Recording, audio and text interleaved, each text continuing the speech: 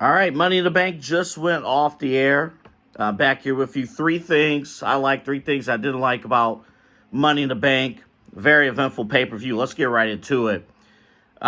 First, start off with the things that I liked. A lot of stories advanced from the men's Money in the Bank match. Again, I'll be honest, we said on the show I was not really excited about this match going in, but SmackDown started to really set up some things last night and then tonight. Think about all the stories that were advanced. Obviously, Jacob Fatu finally turning on Solo, finally embracing the full babyface form of himself. We'll see where that goes. Of course, with Solo, the tease with them as a tag team, Fatu and JC and Bronson Reed and Braun Breaker. You had that. The match itself with LA Knight, hometown, coming close to winning. And then all those ingredients mixed in, you had the correct winner. Seth Rollins going up top, winning the Money in the Bank.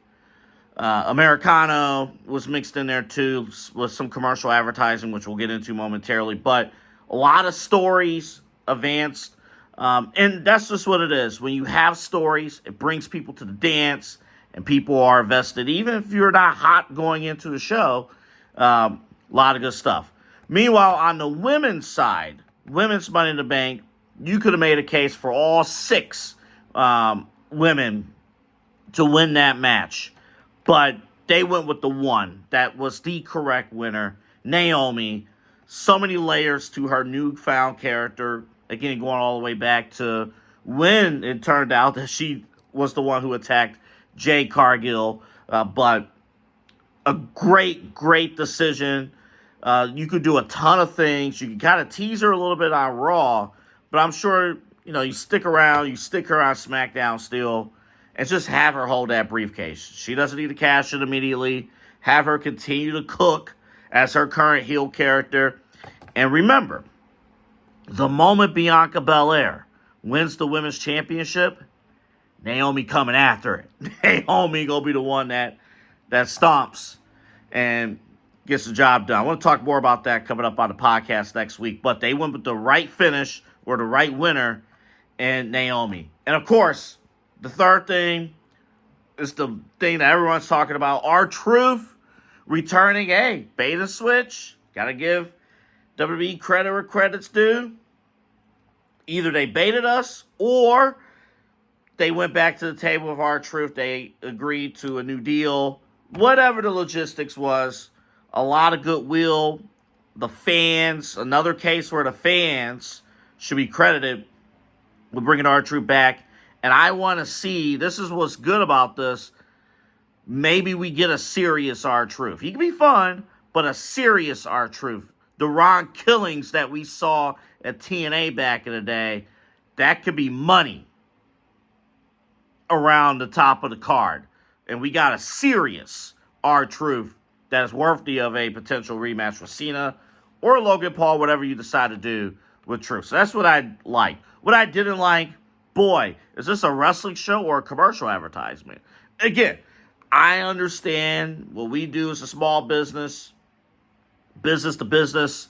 Everyone needs to get their bread. Everyone needs to make their money. I have no problem with that. I thought the Fireball ladder itself was cool, but every match is sponsored. Every moment is sponsored. The thing that concerned me when I went to Royal Rumble in Indianapolis back in January, the pacing of pay-per-views are not good for the in-person, in-arena experience. It's a lot of breaks and a lot of selling to advertisers. So they got to find a way to cut that down. Either cut it down or maximize more of an opportunity. I don't know what you do. I'm not saying WWE should take money away from themselves.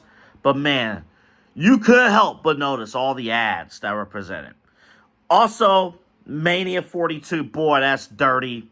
There was no way to do that announcement without it being dirty, but it happened. They're back in Vegas, but it's just dirty. You can hear the boos coming out of the broadcast, just not good. And then Lyra and Becky. I thought they had a good match, but a couple of points that I didn't like. They had a spot with the count out, or they were both out of the ring. Neither of them moved until the count of 9. And then all of a sudden, they both get a burst of energy, and they both magically stood up and got back to the ring at 9. All this happened at 9. That spot kind of defies logic a little bit. You could tell with the fans in the arena that really wasn't cool on their end. It just felt odd to do it that way.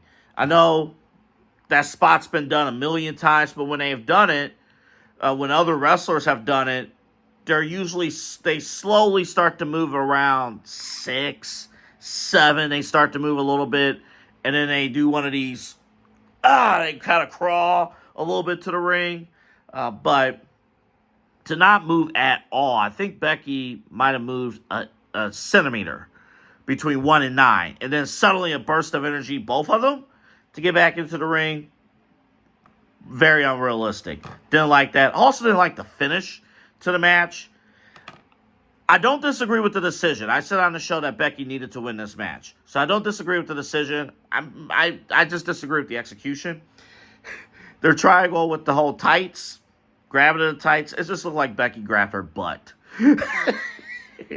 Becky just grabbed her butt. Which, I mean, as a guy, I don't have a problem with that. But when you're trying to tell the story that Becky cheated and grabbed the tights, and she really didn't grab the tights, she just grabbed Lyra's behind, I don't know if that's the perfect thing to do there. So, there's that. 3 things I like, 3 things I didn't like. Money in the Bank, check it out on a Saturday. Great show, great day of wrestling. And again, we'll have more of the reacts. Again, big show coming up on Monday on Raw, and we'll react to that as well. Have a great rest of your weekend.